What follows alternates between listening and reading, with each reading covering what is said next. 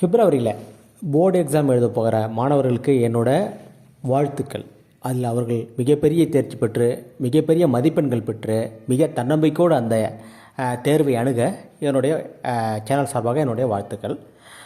சரி, ஓகே. இது எப்படி எல்லாருக்குமே எல்லா மாணவர்களுக்கும் நல்ல மதிப்பெண் எடுக்கணும், நல்ல காலேஜுக்கு போகணும், இல்லை இந்த மாதிரி ஒரு நல்ல வேலைக்கு போகணுன்றது தான் எல்லோரோட கனவாக இருக்கும். பெற்றோர்களுக்கும் மாணவர்களுக்கும் அதுதான் கனவாக இருக்கும். ஆனால் அதை அடைவது எப்படி? அங்கே தான் நிறைய குழப்பங்கள் இருக்குது. ஏன்னா நம்மளோட கல்வி முறை இருக்குல்ல, படிங்கன்ட்டு தான் சொல்கிறதுக்கு நிறைய பேர் இருக்காங்களே தவிர எப்படி படிக்கணும், அதை எப்படி தேர்வாக எழுதணும், எப்படி எழுதினாலும் மதிப்பெண்கள் கிடைக்கும், இப்படி சொல்லிக் கொடுக்கணும் ரொம்ப குறைவாக தான் இருக்காங்க. சரி, நம்ம நமக்கு தெரிஞ்ச நான் இதுக்கான சில ஆய்வுகளை செஞ்சுட்டு சில சுருக்கமான இதை டிப்ஸை மாணவர்கள் கொடுக்கலாம், ஒரு எக்ஸாமுக்கு முன்னாடி கொடுக்கலாம் அப்படின்னு தான் இந்த வீடியோவோட நோக்கம். பாருங்கள், இது ஒரு குறைவான டிப்ஸ் தான், ரொம்பலாம் இல்லை.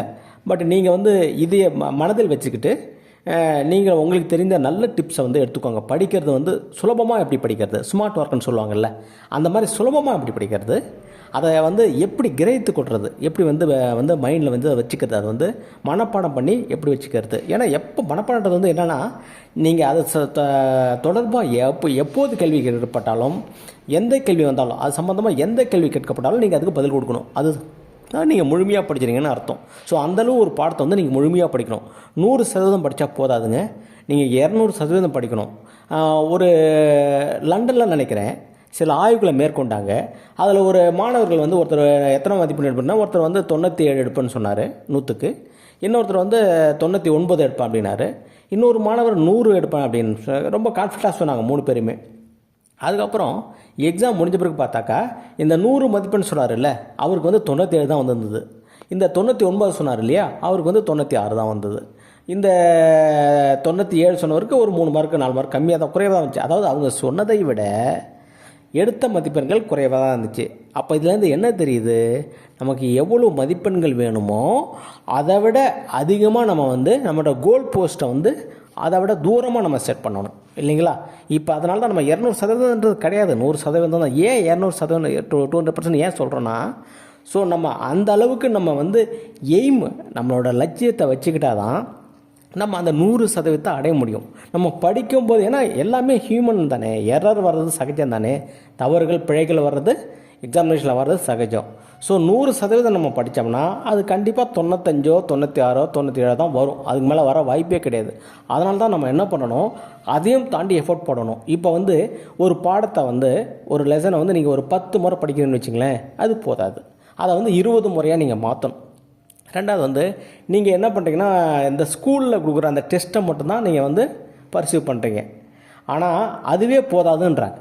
சைலேந்திர பாபு ஒரு ஐபிஎஸ் இருக்காங்க இல்லையா, அவங்க ஒரு மீட்டிங்கில் என்ன சொல்லியிருக்காங்கன்னா, நீங்கள் எது உங்களுக்கு கடினமாக இருக்கோ, பிசிக்ஸோ இல்லை மேக்ஸோ, ஏதோ ஒன்று கடினமான ஒரு பாடம் இருக்குல்ல, அதை 100 முறை எழுதி பாருங்கள், அப்போ அது ஈஸியாக மாறிடும்னு சொல்கிறாங்க.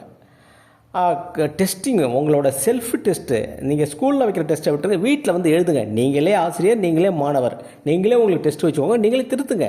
அப்போ அது சர்வசாதாரணமாகிடும் அப்படின்றாங்க.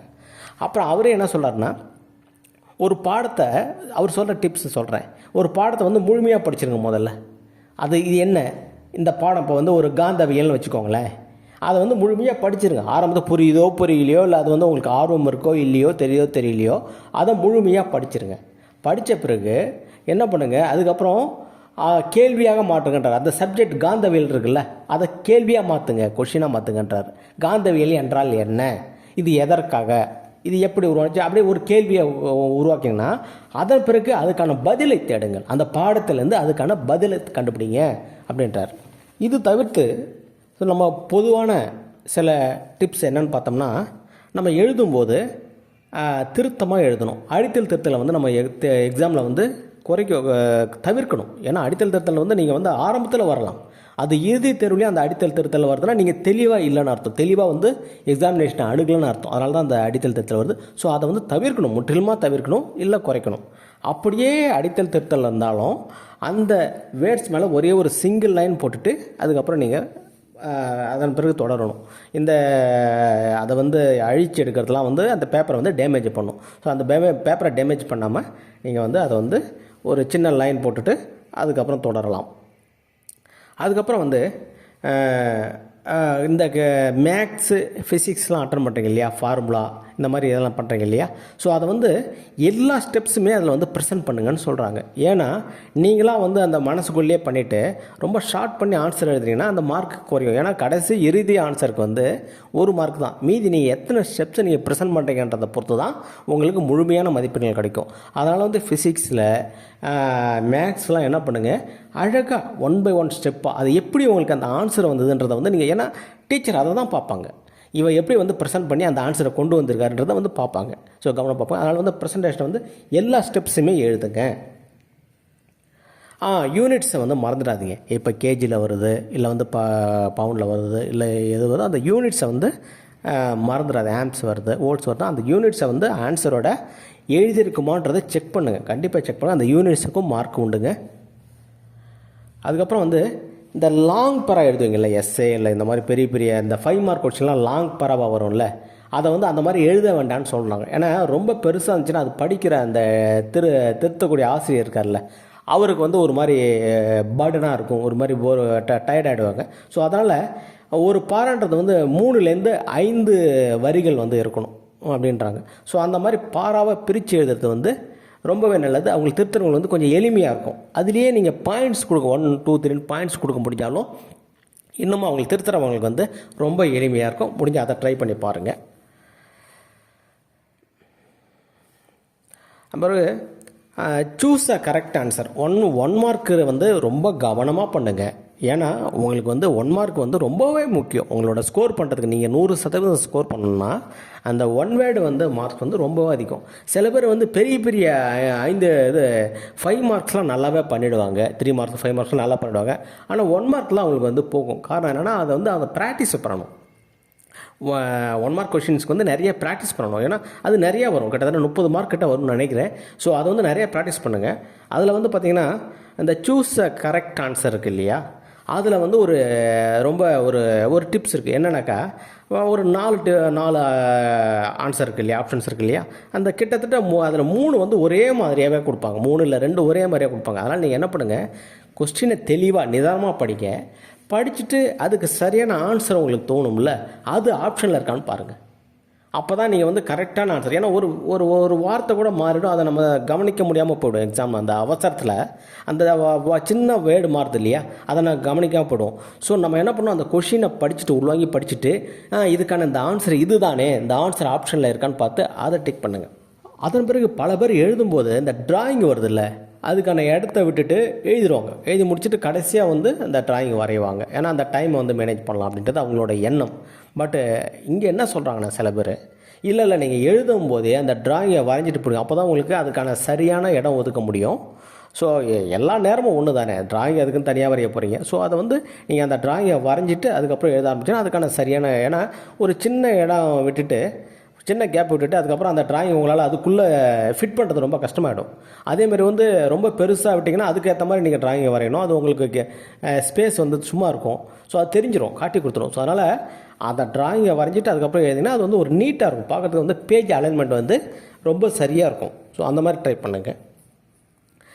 ராங் ஆன்சர் வந்து எழுதும்போது உங்களுக்கு தெரியாத விடையும் சில பேர் எழுதிடுவாங்க. அதை வந்து முதல்ல செய்யாதீங்கன்றாங்க. ஏன்னா திருத்துறவங்க வந்து ஒரு 2-3 ராங் ஆன்சர் படித்தாங்கன்னு வச்சுங்களேன், அதுக்கப்புறம் வந்து இந்த பேப்பரை வந்து ரொம்ப கவனமாக திருத்தணும், ஏன்னா நிறைய ராங் ஆன்சர்ஸ் வந்திருக்கு, ஸோ இந்த பையன் வந்து நிறைய தப்பாக எழுதியிருப்பான் போல் அப்படின்னு நினச்சிக்கிட்டு ரொம்ப உன்னிப்பாக கவனிப்பாங்க. அப்போ நம்ம பண்ணுற சின்ன சின்ன தவறுகள் கூட கண்டுபிடிச்சி மார்க்கை குறைச்சிருவாங்க. ஸோ வந்து ராங் ஆன்சர் வந்து ஆரம்பத்தில் எழுதாதீங்க. ஒருவேளை நீங்கள் அதுக்கு உங்களுக்கு ஒரு 50% டவுட்டாக இருந்துச்சுன்னு வச்சுங்களேன், அதை வந்து கடைசி இறுதியாக வச்சுக்கோங்க. ஆரம்பத்தில் வர்ற ஆன்சர் எல்லாமே ரொம்ப பர்ஃபெக்டாக இருக்கட்டும், ரொம்ப தெளிவான நீட்டான ஆன்சர்ஸை மட்டும் ஆரம்பத்தில் எழுதுங்க. அதுதான் வந்து அந்த திருத்தறவங்களுக்கு வந்து ஒரு பாசிட்டிவ் வைப்பை கொடுக்கும்.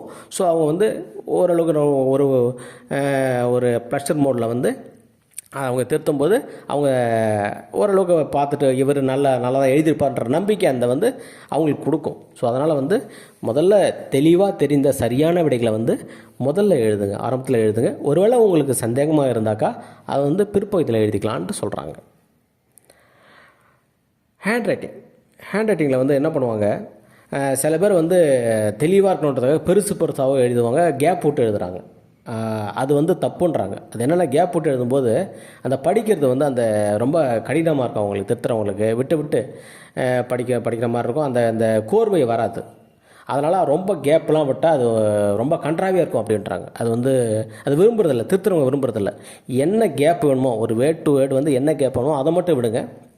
சைஸ் ரொம்ப சின்னதாகவும் எழுத வேண்டாம், அதுக்குன்னு ரொம்ப மொத்தமாக பெருசாக எழுத வேண்டாம். மீடியமாக என்ன தேவையோ அதை எழுதுங்க.